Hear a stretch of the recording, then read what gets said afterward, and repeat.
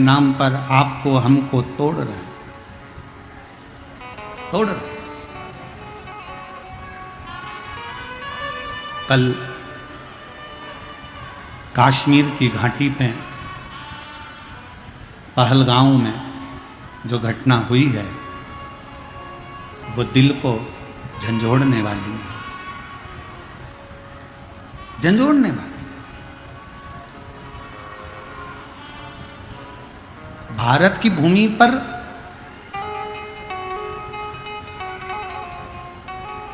हिंदुओं की मौत कब तक होती रहेगी?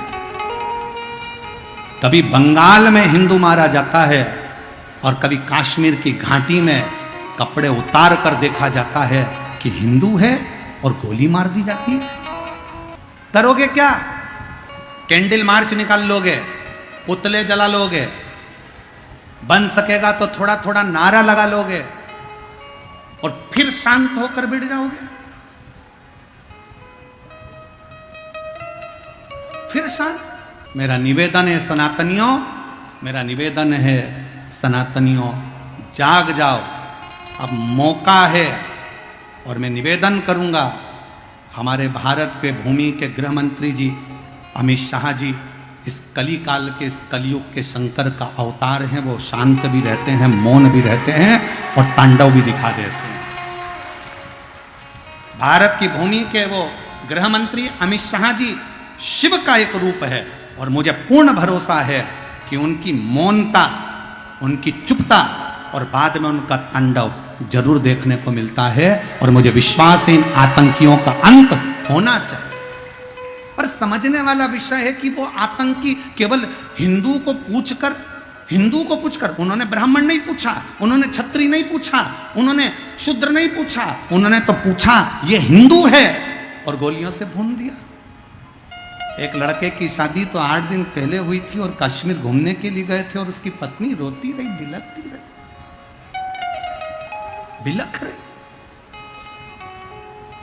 रो रहा है।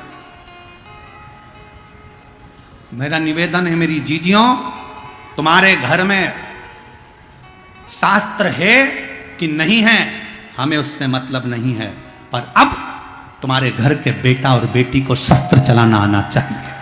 अब तुम्हारे बेटा बेटी को शस्त्र चलाना आना चाहिए।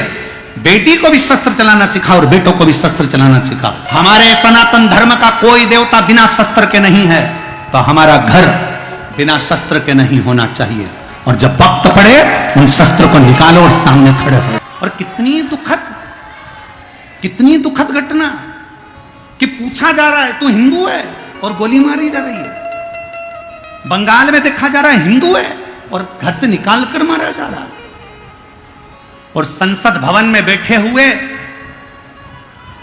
वो 200 हिंदू सांसद वक्फ बोर्ड के बिल के ऊपर रात भर बहस करते हैं और हिंदू के नाम पर कलंक बनकर बैठे हैं। ले जाओ उनको और कश्मीर की इस घाटी में सौंप दो, कश्मीर की घाटी में ले जाकर सौंप दो कि जो सनातन धर्म को छोड़कर हिंदू होकर हिंदू के लिए अपशब्द कहते। क्या जरूरत है इसकी? क्या जरूरत है उसकी? अरे थोड़ा तो जाग जाओ रे। उस लड़की को देखो जिसका 8 दिन पहले पति शादी हुआ, मेहंदी लगी हाथ में और पति मर गया, एक का बेटा चले गया, 26 से 27 लोग मौत के घाट उतर गए। मौत के घाट कब तक झेलेगा, कब तक? इसलिए निवेदन है कि जागो तो एक बार हिंदू, जागो तो एक बार हिंदू। तुम्हारा जागना जरूरी है, बहुत जरूरी, बहुत जरूरी। आज ब्रह्म में 5 मिनट के लिए उस घाटी में मृत्यु के घाट उतारे गए उन सभी निर्दोषों के लिए जिन्होंने कभी नहीं सोचा था कि ऐसा हो जाएगा, उनके लिए 5 बार श्री शिवाय नमस्तुभ्यम श्रद्धांजलि के रूप में आप और हम समर्पित करें। दिल से आप और हम बोले सभी श्री शिवाय नमस्तुभ्यम, श्री शिवाय नमस्तुभ्यम, श्री श्री शिवाय नमस्तुभ्यं, श्री शिवाय नमस्तुभ्यं।